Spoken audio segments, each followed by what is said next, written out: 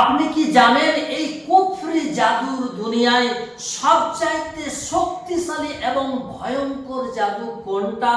সেটা হচ্ছে মানুষের ফেলে দেওয়া এক টুকরো চুল দিয়ে করা জাদু।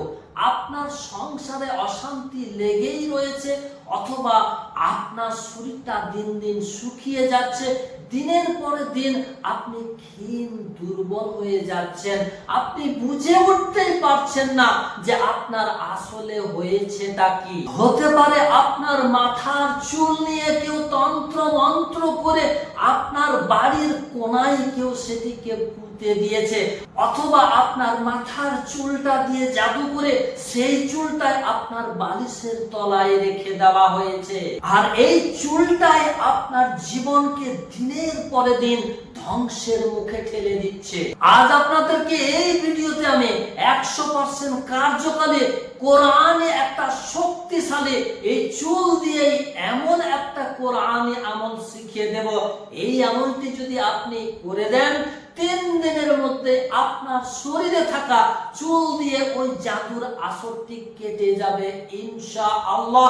এমনকি পরবর্তীতে কোনো তান্ত্রিক, কোনো জাদুকর আপনাকে আর চুল দিয়ে জাদু করতে পারবে না ইনশাআল্লাহ। এটি শিখতে চাইলে এই ভিডিওটির একটিও কথা আপনি মিস না করে পুরো ভিডিওটি দেখে চলুন আপনাদেরকে আমি সেই আমলটি শিখিয়ে দিচ্ছি। এই চুল দিয়ে যে জাদুটা করা রয়েছে, আর যার কারণে আপনি জাদুর কবলে পড়ে আপনি দিনের পরে দিন শুকিয়ে যাচ্ছেন বা অন্যান্য কিছু ঘটছে আপনার শরীরের মধ্যে, এটিকে নষ্ট করার জন্য প্রয়োজন একটা গোলাপ জলের শিশি, গোলাপ জল ভর্তি। তবে চেষ্টা করবেন অ্যালকোহল বিহীন একটা গোলাপ জলের শিশি আপনি কিনবেন।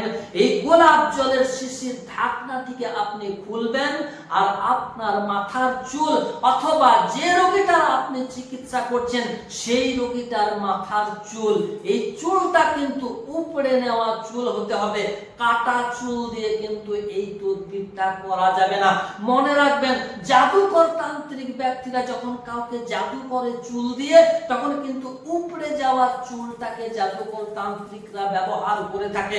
তার বিপরীতে আমি আপনাদেরকে যে আমলটি শিখিয়ে দিতে চলেছি, এটিতেও কিন্তু প্রয়োজন মাথার উপড়ে যাওয়া চুল, অর্থাৎ শিকড় সমেত চুল। চুলটি আপনি 2 থেকে 3 পিস নিয়ে নেবেন, তারপর ওই গোলাপ জলের শিশির ভিতরে আপনি চুলটিকে ভরে দেবেন। এরপর যে দোয়া কালামটি আপনাকে পড়তে হবে, প্রথমে আপনি একটিবার দরুদে ইব্রাহিম পাঠ করে নেন। দরুদ পড়ে ওটার মধ্যে ফু দেওয়ার প্রয়োজন নেই। দরুদ পড়া যখন আপনার হয়ে যাবে, সাথে সাথে আবাসা ওয়া তাওয়াল্লা জাআউল আ'মা অর্থাৎ সূরা আবাসাটি পাঠ করে একটি আপনি ওই গোলাপ জলের শিশির মধ্যে একটা ফু লাগিয়ে দিন। যে শিশির মধ্যে আপনি আপনার মাথার চুল বা যে রোগীটা তদবির করতে চাইছেন তার চুল ভরা রয়েছে, ওই শিশির মধ্যে সজোরে একটা ফু লাগিয়ে দিন। এটা যখন আপনার পড়া হয়ে যাবে, 7 বার আয়াতুল কুরসি পাঠ করে 7টি ফু ওই শিশির মধ্যে লাগিয়ে দিন।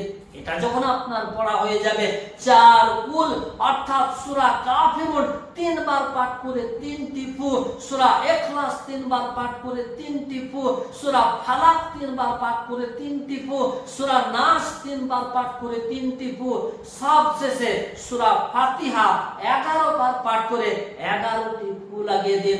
সবশেষে আরেকটি বার আপনি দরুদে ইব্রাহিম পাঠ করে নেন। তারপর এই গোলাপ জলের শিশির ঢাকনাটিকে আর আপনি লাগাবেন না। গোলাপ জলের শিশির মুখটা খোলা থাকবে। এটিকে আপনি আপনার বাড়ির একটা নিরাপদ স্থানে রেখে দিন। 3 দিনের মধ্যেই দেখবেন আপনার চুল দিয়ে করার জাদুর আসরটি, তাসিরটি আপনার শরীর থেকে নষ্ট হয়ে গেছে, অথবা যে রোগীটার আপনি তদবিরটা করছেন সেই রোগীটা 3 দিনের মধ্যেই দেখবেন চুল দিয়ে করা জাদুর আসরটি চিরতরে নষ্ট হয়ে যাবে। এমনকি কোন তান্ত্রিক, কোন জাদুকর ওই রোগীটাকে আর জীবনেও কোনোদিন চুল দিয়ে আর জাদু করতে পারবে না ইনশাআল্লাহ।